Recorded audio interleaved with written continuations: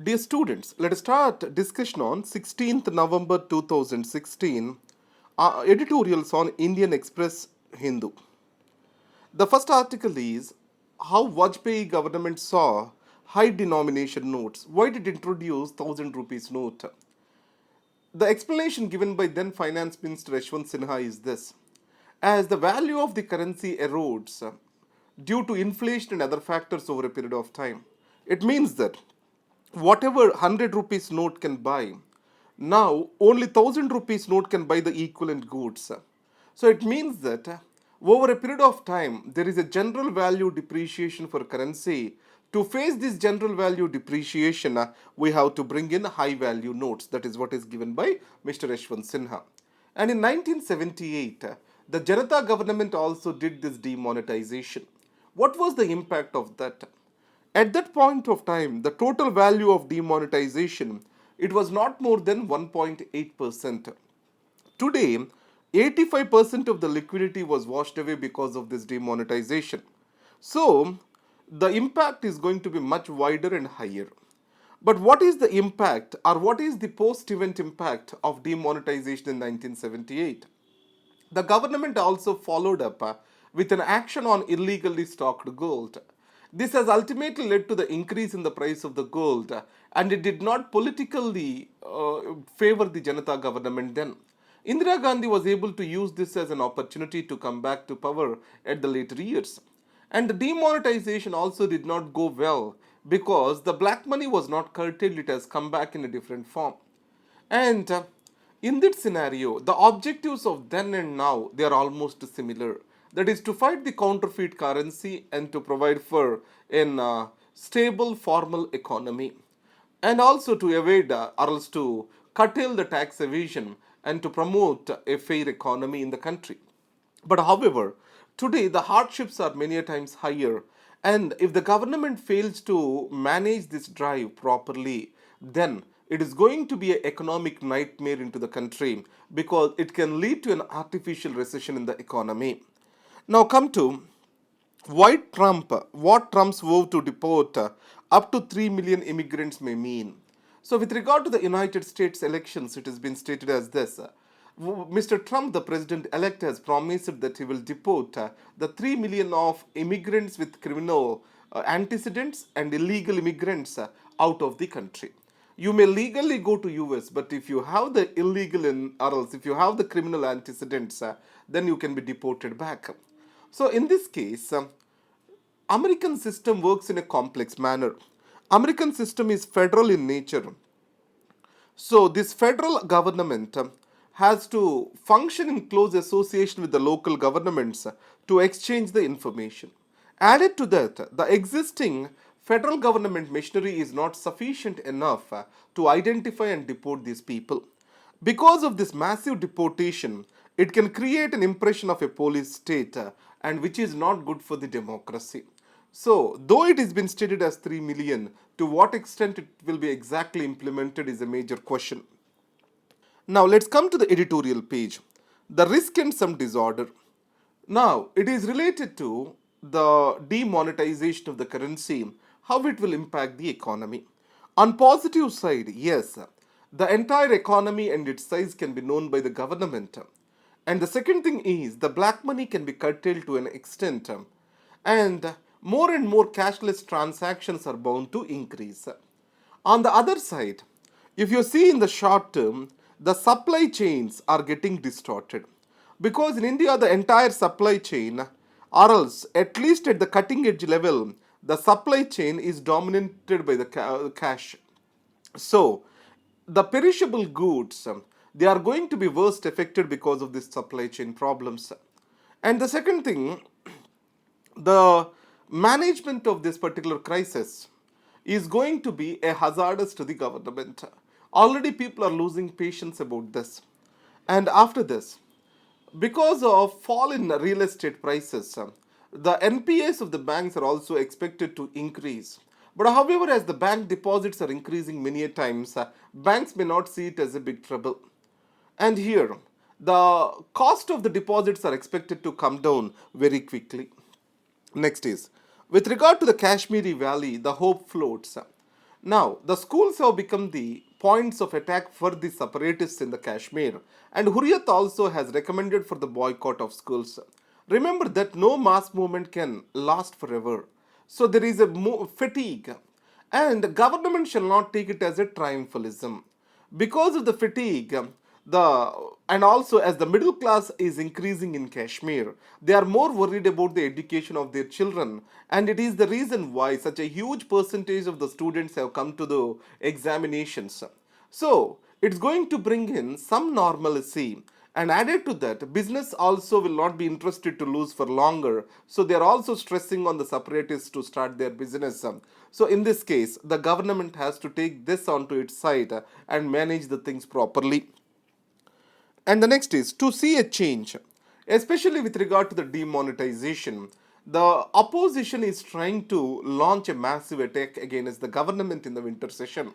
So here, the Congress has the national reach, but no other opposition party has the reach as like the Congress. But you all know that Congress is suffering from a leadership crisis, and it was not in a position to march all the opposition parties along with it. And the second thing is the opposition parties themselves are very much divided. Either you talk about Biju Janata Dal, the JDU, these are all divided in their opinions on the drive against this black money or with regard to the demonetization which is announced. Now, the ideas page. Here, let us start the discussion on this the nuclear doctrine debate in India. Do we need to revise our nuclear doctrine? Is the question. Recently, Manohar Parrikar, the defense minister, he has explained his opinions on India's nuclear doctrine. He said that there has to be an element of surprise with regard to our nuclear doctrine so that it can act as an effective deterrence. So India's no first use policy is lacking such an element of surprise according to him. He has clearly stated that that is his personal opinion. And the second thing is the nuclear doctrine itself states that it has to be reviewed once in 5 years. Here, review does not mean revision. At least we need to apply some mind onto that. After this, the Pakistan, it is talking about full spectrum deterrence. What do we mean by full spectrum deterrence? The Pakistan is building both strategic nuclear weapons and tactical nuclear weapons. The strategic nuclear weapons, these have to be located in a centralized place and they have to be attacked after a proper command and control comes from the highest political authority. But however, tactical nuclear weapons, these are small nuclear weapons which are available for military at their own disposal. These tactical nuclear weapons are normally used to stop the forwarding enemy. It means that India has something called cold start doctrine. So what is that cold start doctrine? It's like a blitzkrieg, which was followed by Hitler in the Second World War. Before the enemy's military reacts, India is going to cause a significant damage to it through its fast mobilization techniques. To stop the forwarding enemy, the Pakistan wants to use the tactical nuclear weapons. So, as the global situation is changing, so it means we need to review our doctrines to suit them and follow to this. India's nuclear doctrine has served its purpose very well over these years. Now, our entry to NSG, civil nuclear deal, everything are dependent on the credibility of our nuclear doctrine, and India was seen as a responsible power because of its nuclear doctrine. Added to that, India's nuclear doctrine talks about massive retaliatory attack if there is any tactical or strategic nuclear weapons if used against her. So it means tomorrow if Indian military enters into the Pakistani soil and Pakistan uses the tactical nuclear weapon, India can retaliate with a massive strike on the Pakistan as a nation. So that's why, to an extent, it is maintaining its deterrence and also balancing India as believable or else credible nuclear power. When government plays judge, now appointment of the judges. If you talk about the United States, executive has a role in the appointment of the judges, but however, it need to be supported by Senate and the House of Representatives. It means US system, the executive appointing the judges may not look good for India. The reason is wherever the executive was allowed to appoint the members of constitutional bodies, to an extent, a partisan behavior has come into existence. This has deteriorated their value, trust, and confidence of the people. So, in these circumstances, the judiciary is the last mile which the people look at whenever their rights are violated. So, in the interest of good democratic functioning, the judges appointment of the judges shall be in the hands of collegium or judiciary itself.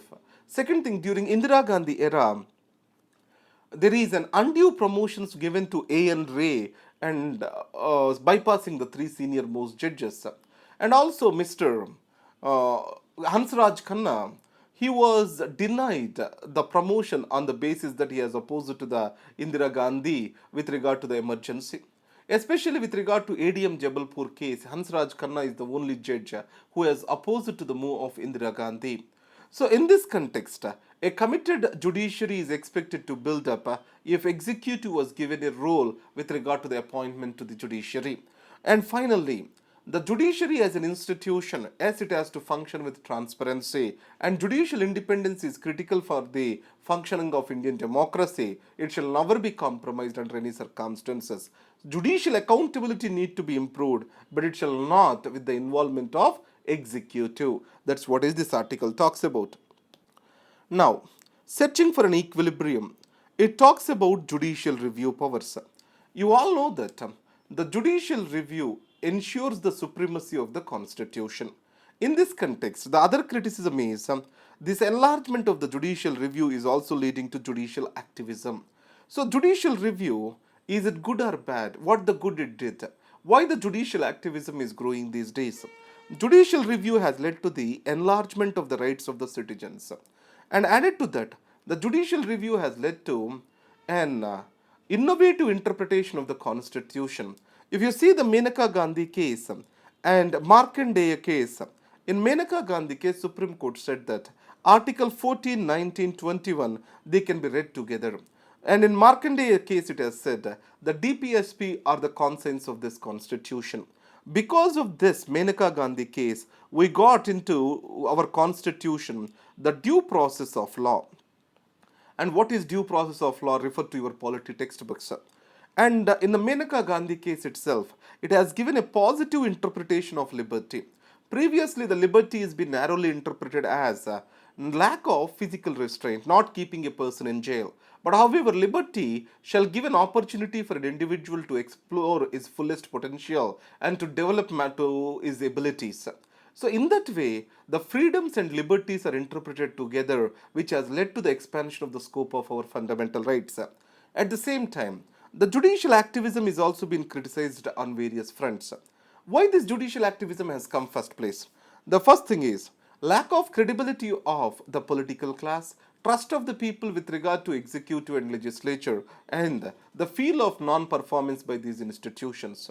And second, the growth of powerful sections, powerful bureaucracy, powerful political class, and citizen gets a sense of powerlessness. So he wants the access to the judiciary as an institution to protect its power. And third thing is a citizen, a constitution clearly states that the rights of the citizens and protection of them is the prerogative of the judiciary. So, in this case, as minority, as democracy is often interpreted as a rule by majority, so the minority rights need to be protected for effective constitutional governance. So, here we need judicial activism or else judicial review, which has been enlarged leads to judicial activism. And on the other side, the judicial review also provides for protection of rule of law, access to justice, etc. But it is raising the expectations of the people on judiciary. Can judiciary handle these expectations is the first question. And second is, when the mistakes and problems of other institutions are repeatedly exposed, then their credibility and legitimacy is going to further come down. And third, the criticism is judiciary is generally seeing the other organs in a very bad light. The separation of powers is the bedrock of this constitution. So the judicial activism is violating this principle of separation of powers. In this context, recently judiciary is talking about self-restraint because The judiciary shall not abrogate the powers of the other organs, and it is not in the spirit of the constitution. That's a welcome sign. Coming to back to collegium. So, with regard to this article, collegium was a way of judicial appointments. With regard to this, it is to maintain the independence of judiciary. But executive wants to have its role in the judicial appointments. NJAC was brought in and it was declared as unconstitutional by the Supreme Court. And finally, it has this particular judiciary and executive conflict has led to the weakening of the functioning of the judiciary, which was described by Justice Thakur as bringing the judiciary to a grinding halt. So, the conflict shall be reduced, or else there shall be a common ground found between these two institutions. So recently, the executive has referred or withheld the appointment of the judges, and the executive has sent almost 43 people as unacceptable to it to the Chief Justice of India. If Chief Justice reiterates that they need to be appointed, executive has no role to go further. And coming to gathering the team Trump, here whenever the elections are over, how to reconcile various groups, various political parties, various people who have voted for different candidates is a major challenge. It is much a bigger challenge in the countries which has two party systems. There is a high chance that voters gets divided in these countries, and this is this is what happened in US. That's why when you see the President Obama speech, after getting elected as president, it clearly states that we are no more red and blue flags, we are Americans. It says that we need to be united in our journey. A leader, once he gets elected, he is not going to represent a section of the population but the entire country. So the Trump has to do the same. And again, he has to balance the views of the liberals and also the conservatives. His team has to reflect the thing. So that is what the article talks about. These are the things for discussion today, and thank you very much and all the best.